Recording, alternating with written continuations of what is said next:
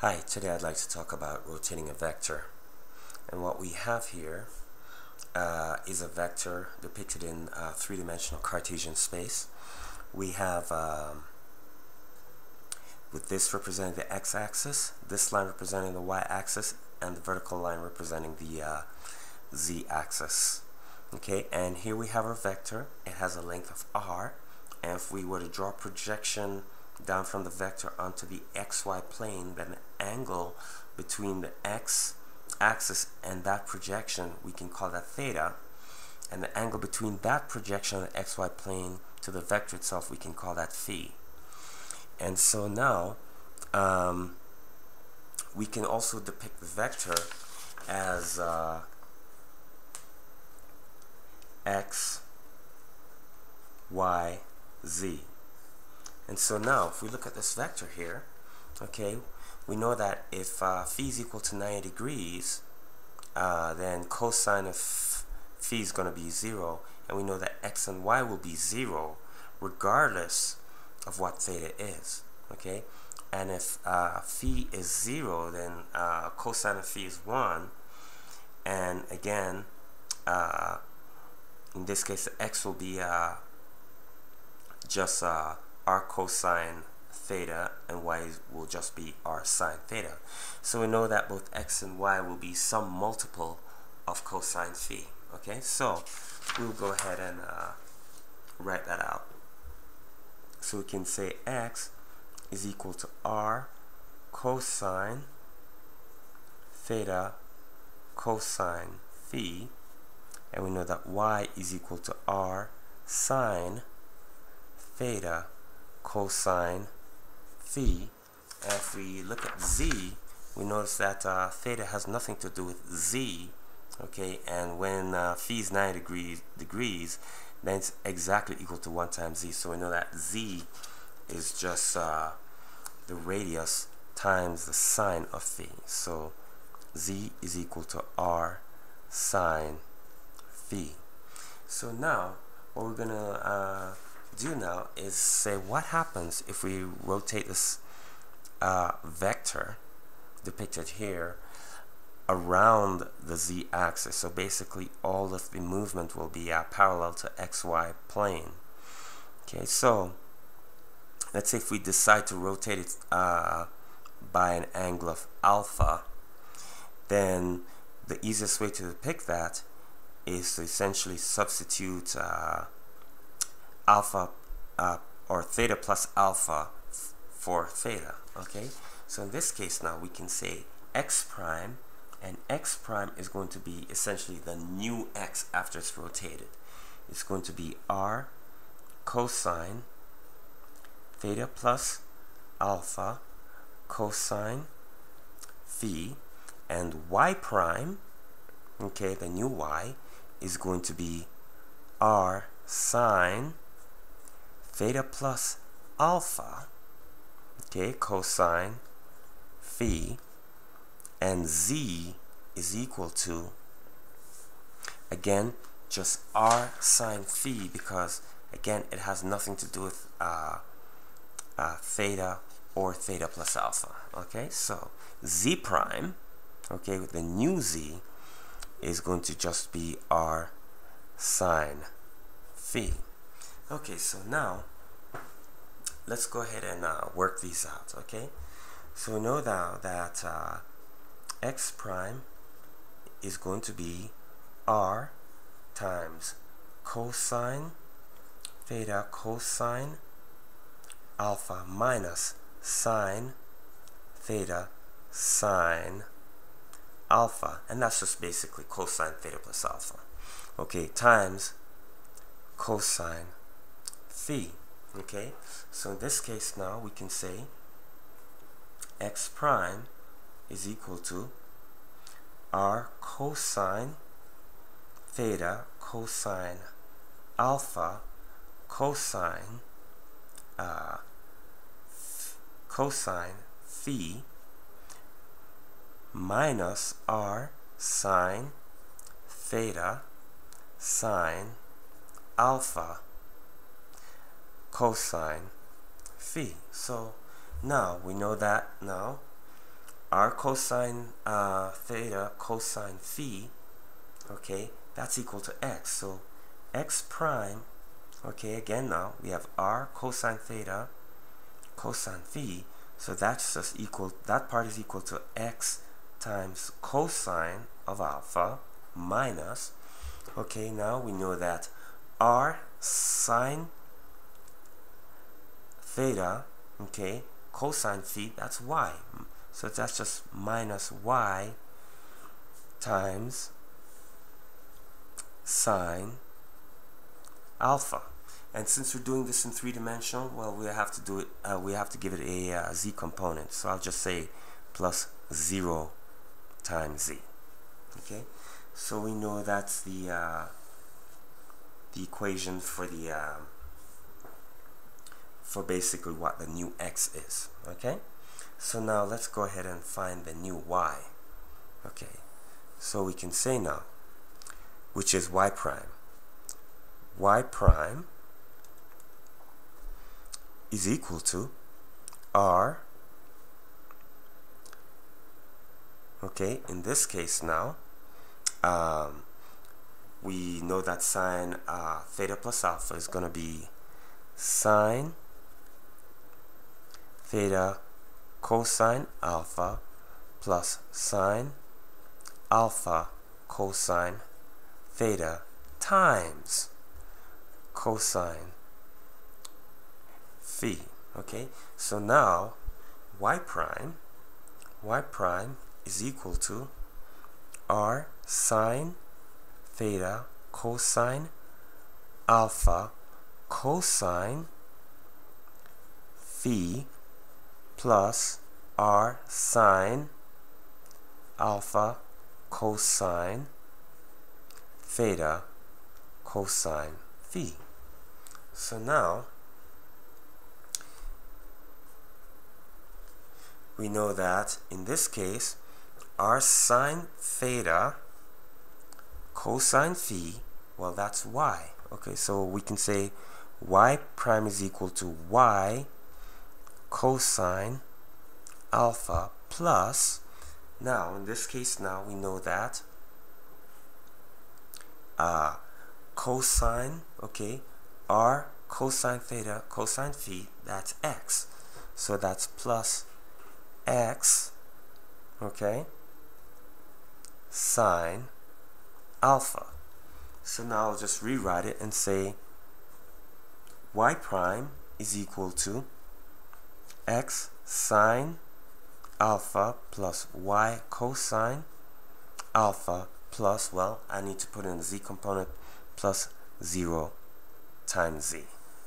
So now we got the new y. Well, we know that z prime hasn't changed, so that's easy.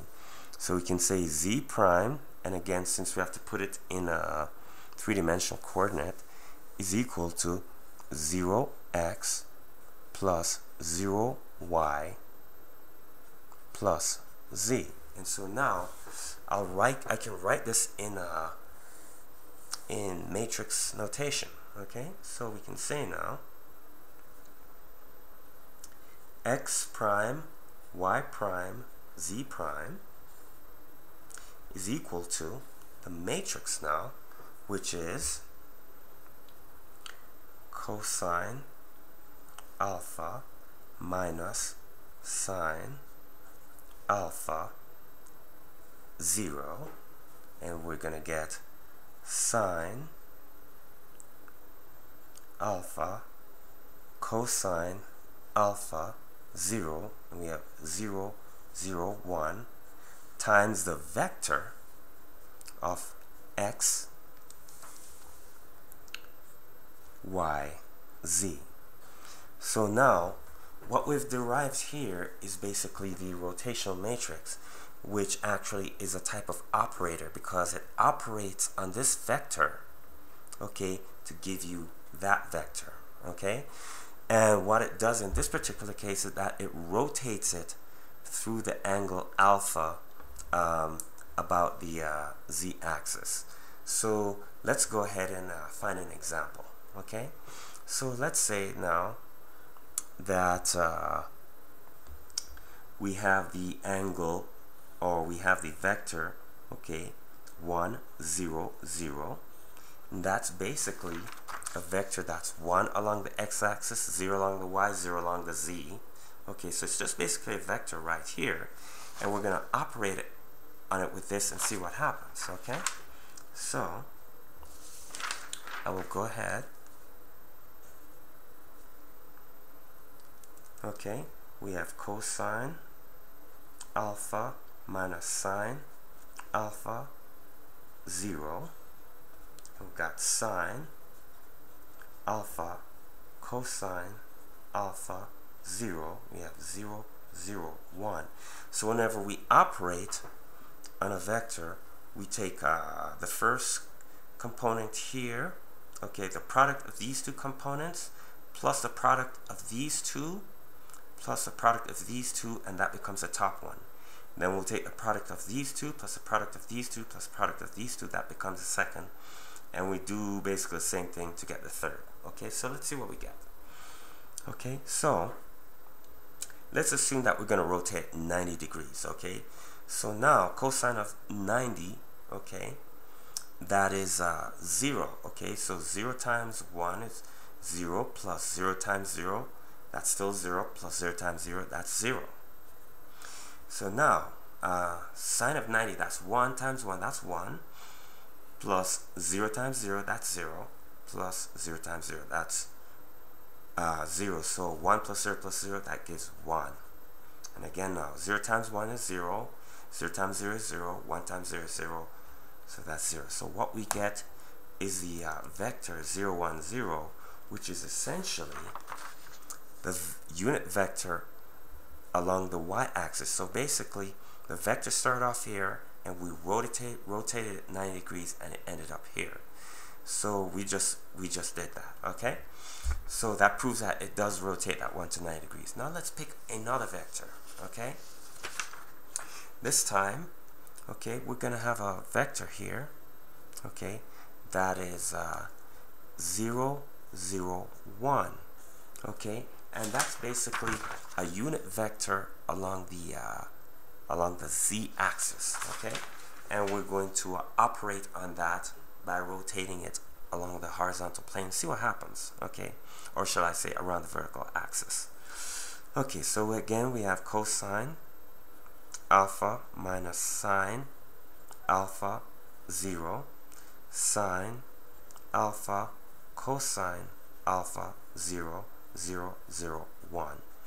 Okay, and again we're going to use the same method to operate on this vector here. Okay, so again, cosine of 90 degrees, that's 0 times 0, that's 0. Okay, plus 1 times 0, that's still 0, 0 plus 0 is 0, and 0 times 1 is still 0, so the top one is 0. Let's go to the middle one.